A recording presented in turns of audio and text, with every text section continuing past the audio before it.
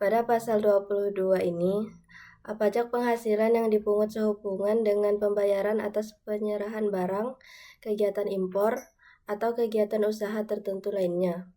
Berbeda dengan PPh 21 atau PPh 23, PPh 22 fokus pada transaksi barang, baik barang yang diimpor dari luar negeri maupun barang hasil produksi dalam negeri.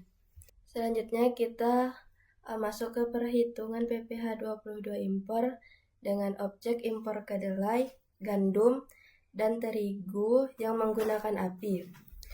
Kodenya otomatis diisi. Pada harga faktur atau invoice diisi dengan harga barang murni dari supplier.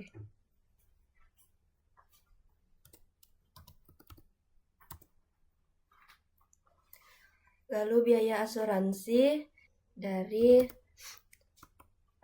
premi asuransi pengiriman dan ongkos angkut dari biaya kirim laut atau udara.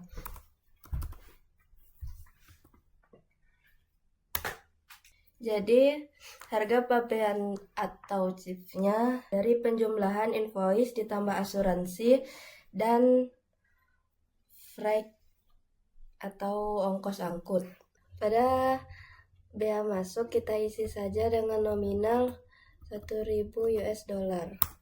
Jadi, untuk mendapatkan nilai impor sebelum cruise, kita menambahkan ship ditambah bea masuk, jadilah mendapatkan nilai sebesar 8.005 US dollar. Untuk cruise rupiah diisi dengan sesuai cruise dari Menteri Keuangan, bukan cruise pasar atau BU ya. Khususnya dipakai buat urusan bea cukai dan pajak impor. Lalu untuk mencari cruise nilai impor, kita mengalihkan nilai impor dikali cruise, jadilah nilainya total seperti ini. Pada kepemilikan NPWP, apabila kita menggunakan NPWP, tarif normalnya itu 0,5%. Tetapi jika tidak menggunakan NPWP, tarif jadi 2 kali lipat sesuai pasal 22 Undang-Undang PPh ayat soal sanksi administratif bagi wajib pajak yang belum ber-NPWP. Untuk mencari PPh 22 terutangnya, kita mengalihkan DPP sebesar 144.890.500 rupiah dikali tarifnya sebesar 0,5%. Jadi hasilnya 724.452,50 rupiah. Selanjutnya untuk mencari nilai setelah dipotong PPh 22, kita mengkurangkan DPP dikurang PPh 22 terutang dengan total akhir 144.166.047,50 rupiah. Lalu kita masuk ke perhitungan PPh 22 non-impor. Pada jenis objek pajaknya kita isi dengan penjualan hasil produksi otomatis dengan kode pajaknya otomatis diisi. Untuk mencari nilai jual atau harga barangnya, ini diambil dari nilai transaksi awal atau harga barang sebelum kena pajak lain.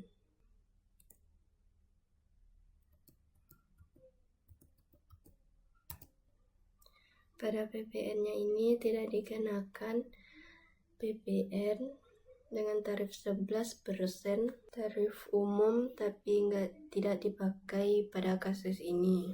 Untuk PPNBM, kita menggunakan PPNBM sebesar 400.000 dikalikan 12%. Kenapa PPNBM dikenakan tapi PPN tidak? Karena mungkin transaksi ini spesifik kena PPNBM sesuai kategori kendaraan. Sementara PPN-nya sudah termasuk atau dikecualikan tergantung skema faktur pajak yang dipakai. Untuk DPP-nya kita mencarinya dengan harga jual dikurang PPNBM, jadilah 4.400.000. Lalu kita menggunakan NPWP dengan tarif 0,45%. Tarif ini spesifik buat kategori penjualan hasil produksi otomotif, beda dari tarif industri lain, punya tarif masing-masing sesuai PMK. Lalu untuk PPh 22 terutangnya diambil dari DPP sebesar 4.400.000 dikalikan tarif dengan 0,45% sama dengan 19.800 rupiah. Pada nilai setelah dipotong PPh 22, kita mencarinya dengan cara DPP sebesar 4.400.000 dikurangi PPh 22 terutang yang sebesar 19.800 dengan nilai akhirnya 4.380.200 rupiah. PPh 23 adalah pajak yang dikenakan atas penghasilan berupa dividen, bunga, royalti, serta imbalan jasa tertentu yang diterima oleh wajib pajak dalam negeri. Pajak ini dipotong langsung oleh pihak pemberi penghasilan sebelum pembayaran dilakukan kepada penerima. Hitungan PPh pasal 23 ini, jenis objek pajak yang digunakan adalah royalti, dan kode pajak akan terisi otomatis. Kemudian menginput penghasilan bruto yang diterima sebesar 10 juta.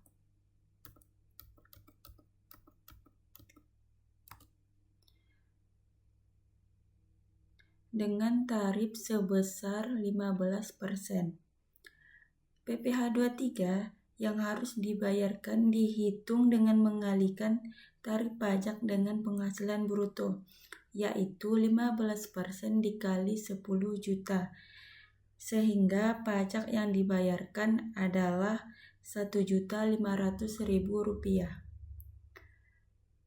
Kepemilikan NPWP mempengaruhi besarnya tarif pajak yang dikenakan. Apabila penerima penghasilan memiliki NPWP, maka tarif pajak yang digunakan adalah tarif normal, misalnya 15% untuk royalti.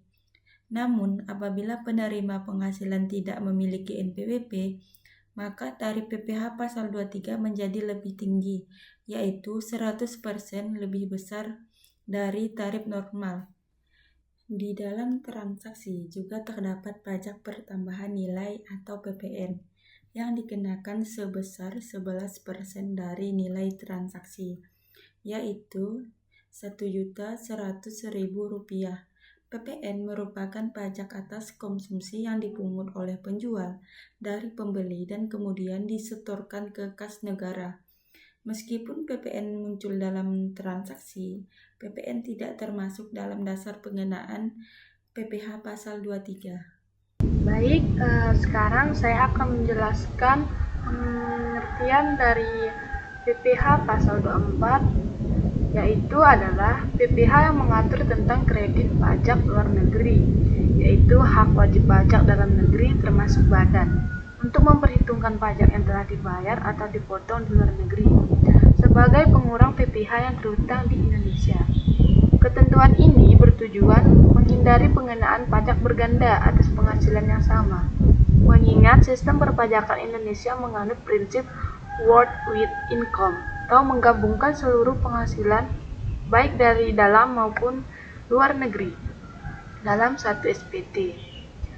Meski demikian, jumlah pajak luar negeri yang boleh dikreditkan dibatasi tidak boleh melebihi porsi PPh yang seharusnya terhutang.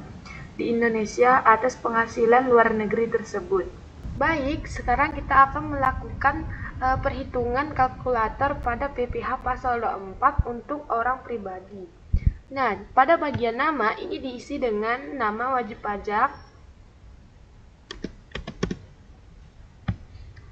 Untuk bagian NPWP ini diisi dengan nomor pokok wajib pajak.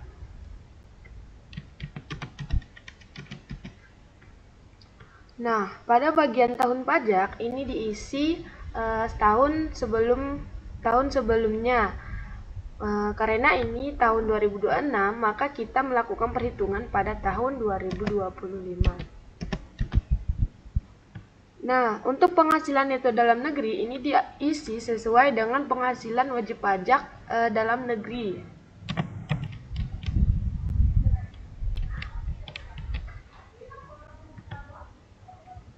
Nah, untuk pengisian penghasilan neto luar negeri ini diisi juga dengan sesuai dengan penghasilan wajib pajak di luar negeri.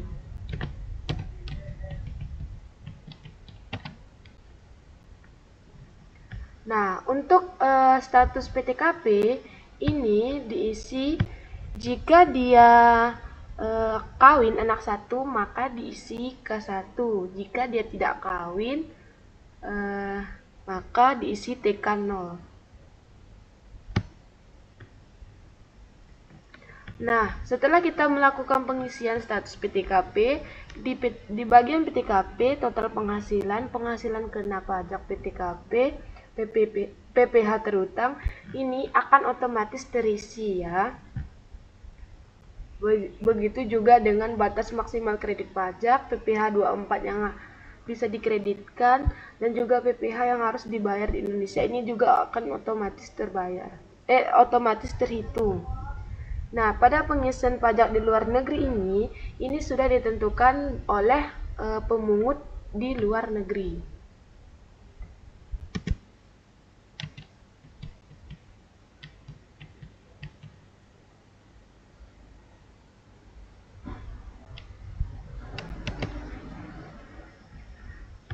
Nah, sekarang kita sudah selesai melakukan perhitungan pada PPh orang pribadi. Nah, sekarang kita akan melakukan PPh perhitungan pasal 24 untuk badan. Nah, untuk pengisian nama ini diisi sesuai dengan perusahaan atau badan usaha yang akan kita hitung. Misalnya,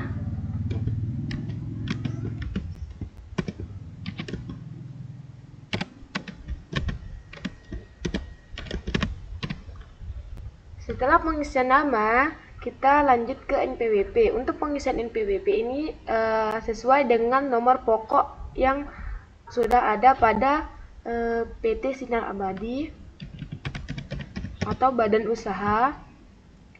Nah, untuk pengisian tahun pajak ini diisi juga sama dengan PPh orang pribadi, yaitu tahun sebelumnya.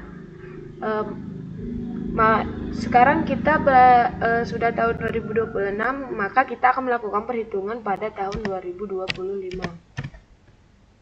Nah, untuk tarif pajaknya ini sesuai dengan PPh pasal 24, yaitu 22%.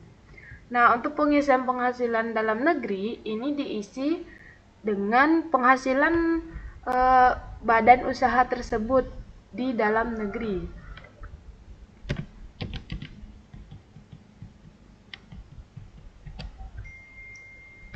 Begitu juga untuk penghasilan luar negeri, ini juga diisi dengan penghasilan badan usaha tersebut di luar negeri. Itu berapa?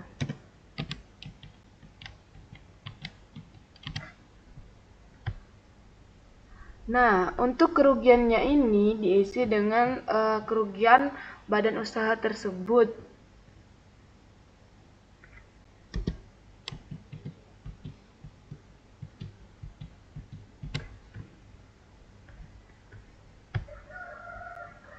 Setelah kita melakukan pengisian penghasilan dalam negeri dan luar negeri dan juga kerugian, maka di bawah ini juga akan otomatis terisi seperti total penghasilan dunia, total PPh terutang Indonesia, PPh maksimal yang dikreditkan, pajak dibayar di luar negeri, dan juga kredit pajak yang diakui. Maka ini akan otomatis terisi.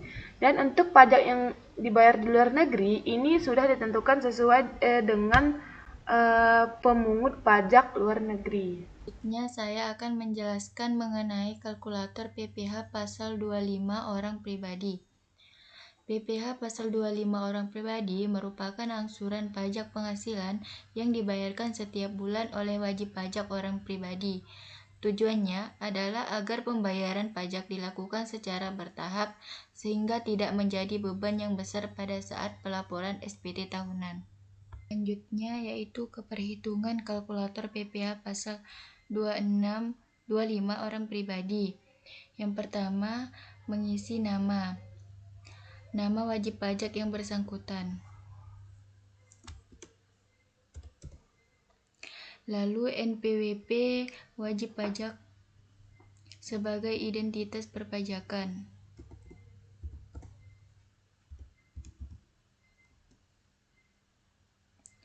Setelah itu tahun pajak. Karena perhitungan dilakukan pada tahun 2026, maka tahun pajak yang digunakan adalah tahun sebelumnya, yaitu tahun 2025.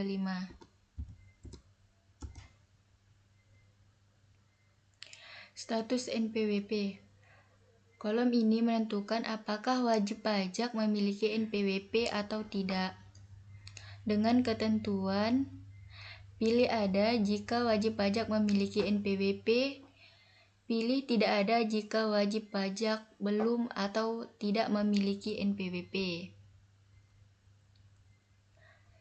Selanjutnya, penghasilan neto merupakan penghasilan bersih wajib pajak selama 1 tahun setelah dikurangi biaya-biaya yang diperkenankan menurut ketentuan pajak.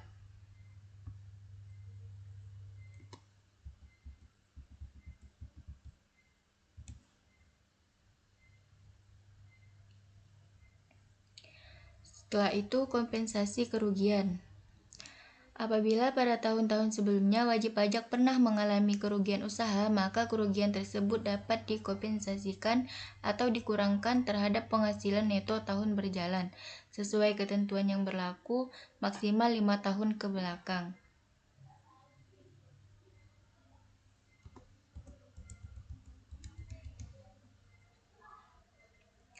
Untuk penghasilan kena pajak, dihitung dari penghasilan neto dikurangi kompensasi kerugian. Selanjutnya, PPh terutang tahun lalu adalah jumlah pajak yang terutang berdasarkan SPT tahun lalu, SPT tahunan pajak sebelumnya, hasil dari penerapan tarif progresif pasal 17 terhadap PKP. Selanjutnya, kredit pajak tahun lalu merupakan pajak yang sudah dipotong atau dipungut pihak lain sepanjang tahun sebelumnya, misalnya PPh pasal 21, 22, 23, atau 24, yang menjadi pengurang PPh terutang.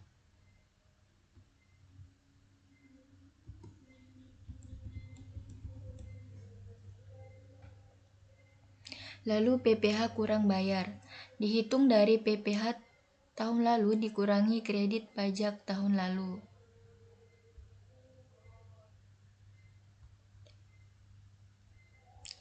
Selanjutnya, angsuran PPh 25 per bulan. Ini adalah hasil akhir yang dicari diperoleh dari PPh kurang bayar dibagi 12. Maka diperoleh 340.000 per bulan. Jadi, Ani wajib menyetor angsuran PPh pasal 25 sebesar 340.000 setiap bulannya sepanjang tahun 2026 sebagai cicilan atas estimasi pajak tahun berjalan. Selanjutnya, menjelaskan mengenai kalkulator PPh pasal 25 badan.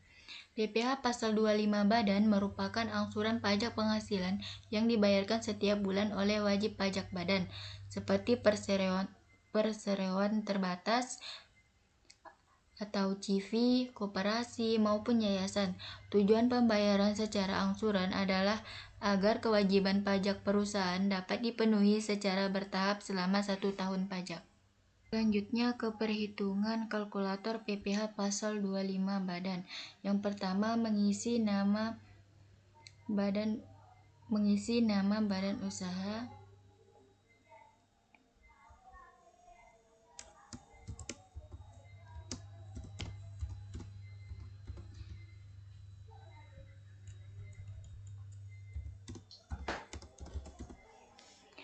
Lalu NPWP badan usaha.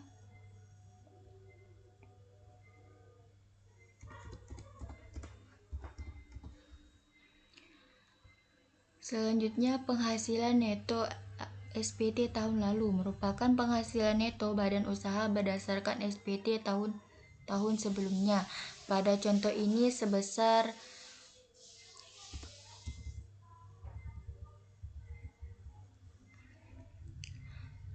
selanjutnya kompensasi kerugian. Sama seperti orang pribadi, yaitu kerugian tahun-tahun sebelumnya yang masih dapat dikompensasikan.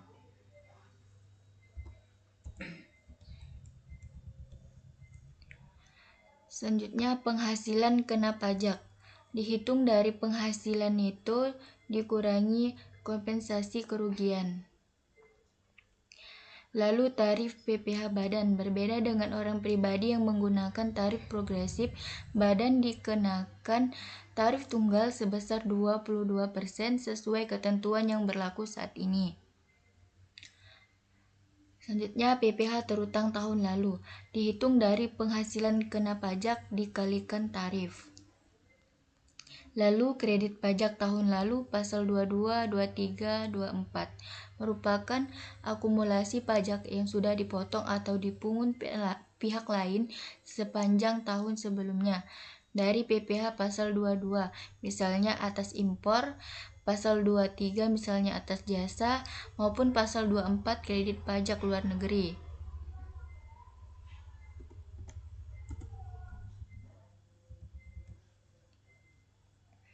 Lalu PPh kurang bayar.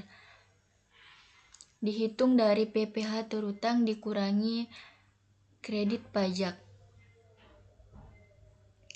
Selanjutnya angsuran PPh 25 per bulan. Diperoleh dari PPh kurang bayar dibagi 12 bulan. Jadi PT Sejahtera wajib menyetor angsuran PPh pasal 25 sebesar Rp6.108.333 setiap bulan sepanjang tahun 2026. Di sini saya akan menjelaskan kalkulator PPh pasal 26. Sebelumnya saya akan menjelaskan apa itu PPh pasal 26. PPh pasal 26 adalah pajak yang dipotong atas penghasilan yang dibayarkan oleh pihak di Indonesia kepada wajib pajak luar negeri atau WPLN yang bukan bentuk usaha tetap. Misalnya perusahaan asing yang menerima dividen, bunga maupun royalti dari Indonesia tapi tidak punya cabang atau perwakilan tetap di sini. Dua sumber hukum yang berlaku pada PPh pasal 26. Yang pertama, tarif Undang-Undang PPh sebesar 20% bersifat flat berlaku untuk semua jenis penghasilan. Yang kedua, tarif P3B atau tax treaty bisa lebih rendah dari 20% jika Indonesia punya perjanjian pajak berganda dengan negara domisili WPLN dan WPLN menyerahkan bukti sah berupa surat keterangan domisili atau SKD atau form. Yang kedua yaitu tarif P3B atau tax treaty bisa lebih rendah dari 20% jika Indonesia punya perjanjian pajak berganda dengan negara domisili WPLN dan WPLN menyerahkan bukti sah berupa surat keterangan domisili atau SKD atau form DGT. Sekarang kita masuk ke perhitungan pajaknya. Yang pertama, isi identitas WPLN-nya. Lalu pilih negara tempat dia menerima penghasilan tersebut.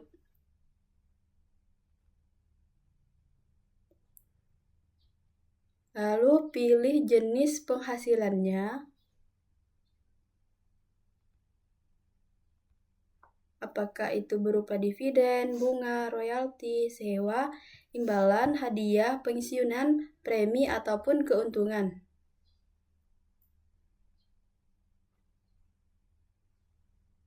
Untuk kode pajak akan otomatis terisi apabila saudara telah mengisi negara Untuk kode pajaknya akan terisi otomatis apabila memilih jenis penghasilan. Lalu tambahkan penghasilan bruto dalam bentuk rupiah. Nilai ini adalah nilai sebelum dipotong oleh pajak.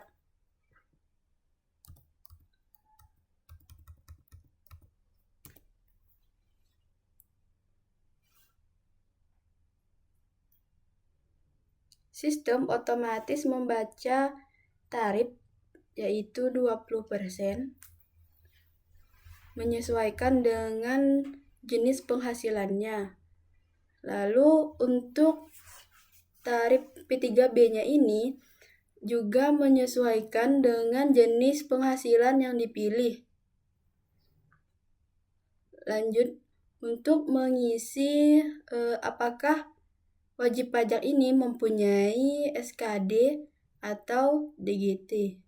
Tarif PPh 26 yang digunakan ini juga akan terisi otomatis menyesuaikan dengan jenis pajak yang dipilih. Lalu ini adalah perhitungan untuk PPh terutang pasal 26, yaitu sebesar 180 juta. Nah, penghasilan bersih setelah dipotong adalah 720 juta, yang awalnya 900 juta menjadi 720 juta. PPh final adalah pajak atas penghasilan tertentu yang perhitungannya bersifat final. Artinya, pajak yang telah dipotong atau dibayar tidak dapat dikreditkan kembali dalam perhitungan pajak penghasilan tahunan. Pada perhitungan PPh final, wajib pajak terlebih dahulu menentukan objek pajak yang akan dihitung. Untuk contoh ini, objek pajak yang digunakan adalah persewaan tanah dan atau bangunan. Dan untuk kode pajaknya akan terisi otomatis. Selanjutnya, wajib pajak menginput penghasilan bruto atau nilai transaksi sebesar 5 miliar.